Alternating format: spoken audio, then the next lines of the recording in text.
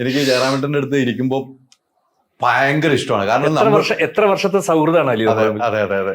അലി എനിക്ക് തോന്നുന്നു അലി ചാനലും ഇതിലൊക്കെ വരുന്നതിന് മുമ്പ് തന്നെ അസിസ്റ്റന്റ് ഡയറക്ടറായിട്ടും ഒക്കെ ആയിട്ട് നമ്മൾ ഒരുമിച്ചല്ലേ നമ്മൾ ആടുപുലിയാട്ടത്തിൽ നിന്ന് തുടങ്ങി. എനിക്ക് ആദ്യം ബിഗ് സ്ക്രീനിൽ കാണുന്നത് ജയറാമേട്ടനുള്ള കോമ്പിനേഷൻ ഒരു സീനാണ്, ഒരു ഡോക്ടറായിട്ട് ആടുപുലിയാട്ടത്തില്. അന്ന് എന്റെ നാട്ടുകാർ ഇതാണ് നമ്മ പറഞ്ഞ നടന്നു പറഞ്ഞ പോസ്റ്റർ വരെ ഇറങ്ങിയായിരുന്നു. അതല്ലേ ജയറാമേട്ടന്റെ കൂടെ ഉള്ള സീൻ. ഞാനോട്ടെ ഈ പറഞ്ഞത് അതെ, സൂപ്പർ ഹിറ്റ് ആയിരിക്കുകയാണ് പടം. ഹൊസ്ലർ എന്ന് പറഞ്ഞ സിനിമ ഇത്രയും ഹിറ്റ് ആവുന്നു നമ്മളൊരു പ്രതീക്ഷിക്കാത്ത ഹിറ്റിലേക്ക് എത്തിച്ചു. എന്ത് തോന്നുന്നു ഈ സമയത്ത്?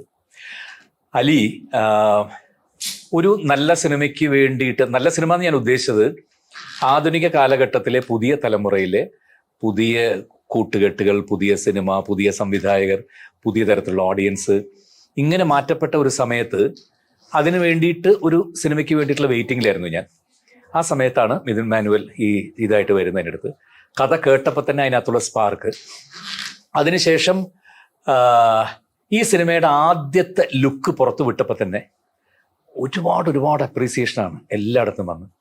അതിനുശേഷം ഫസ്റ്റ് പോസ്റ്റർ ഇറങ്ങിയപ്പോൾ, പല പോസ്റ്ററുകൾ ഇറങ്ങിയപ്പോൾ എല്ലാത്തിനും ഒരേപോലെ സ്വീകാര്യത കിട്ടി.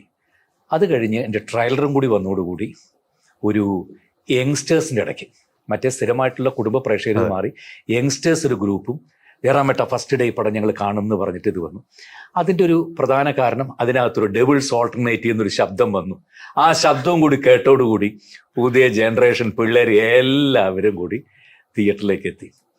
ഇപ്പോൾ ഉള്ള സന്തോഷം തിരിച്ചും എൻ്റെ പഴയ ഓഡിയൻസ്, 10-35 വർഷമായിട്ട് ജയറാമിൻ്റെ സിനിമകൾ കാണുന്ന അത്രയും ഓഡിയൻസും പെണ്ണുങ്ങളും കുട്ടികളും അമ്മമാരെയും എല്ലാം തിയേറ്ററിൽ തിരിച്ച് ഇടിച്ചു കയറി വരുന്നത്. ഞാനിപ്പോൾ അവിടെ നിന്ന് ഓടി വരുന്നത്. അല്ല, ഇന്നലെ ഞാൻ ജയറാമേട്ട തിയേറ്റർ വിസിറ്റ് ഉണ്ട്. ജയറാമേട്ട മാറി നിന്നിട്ട് കയറുമ്പോൾ ആ ഫാമിലിയുടെ ചിരിയും ആ സങ്കടവും കണ്ണ് നിറയുന്നത് എനിക്ക് കാണാൻ പറ്റും. എത്രപ്പുണത്തറ തിയേറ്ററിൽ ഇന്നും വിസിറ്റിന് പോയാണ്. ഈ പറഞ്ഞ പോലെ ഈ ഫാമിലി ജയറാമേട്ടനെ അത്രമാത്രം ഇഷ്ടപ്പെടുകയാണ്. അതിപ്പോൾ തലമുറയെ അതേ വലിയ ഏറ്റെടുത്തിരിക്കുകയാണ് ജയറാമേട്ടൻ്റെ. അത് വലിയൊരു ഭാഗ്യവാൻ തന്നെയല്ലേ താങ്കൾ? അയ്യോ, ഭയങ്കര ഭാഗ്യമാണല്ലേ. അതിനൊക്കെ എന്താ പറയുക, ദൈവത്തോട് നമ്മൾ എത്ര നന്ദി പറഞ്ഞാലും മതിയാവില്ല. ശരിക്കും പറഞ്ഞാൽ ഒരു 2-3 വർഷത്തെ ഗ്യാപ്പിന് ശേഷമാണ് ഒരു സിനിമയായിട്ട് വരുന്നത്.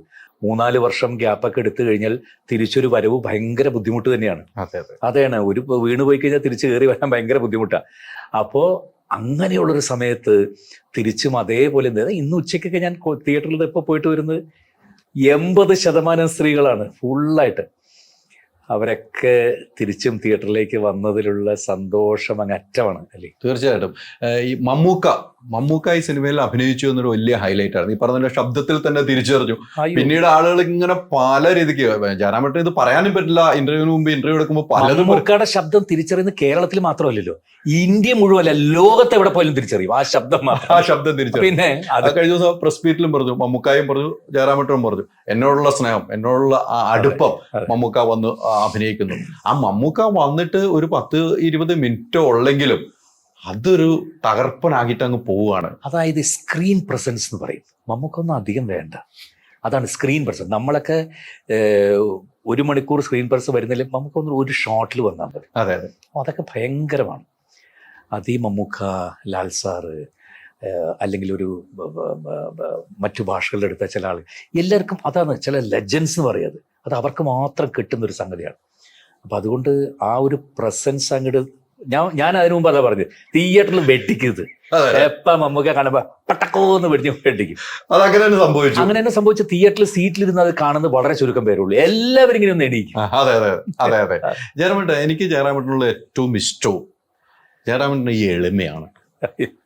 അല്ല, ഞാൻ പല ആൾക്കാരുമായിട്ട്, എത്രയോ ആൾക്കാരുമായിട്ട്, എനിക്ക് 2 പേരാണ് എളിമയിലെ കാര്യം. ഒന്ന് ജയറാമേട്ടൻ, ഒന്ന് ഇന്ദ്രൻ സാർ. ജയറാമേട്ടൻ അന്നും ഇന്നും ആ എളിമയിൽ തന്നെ നിൽക്കുകയാണ്. ഇത് ഒരു ഐഡന്റിറ്റി ആയി മാറിയിരിക്കുകയാണ്. അതെന്തോ അലി, അങ്ങനെയാണ്. എനിക്കതിൽ നിന്ന് മാറി ചെയ്യാൻ പറ്റില്ല. ഞാൻ അങ്ങനെ ആയിപ്പോയത്.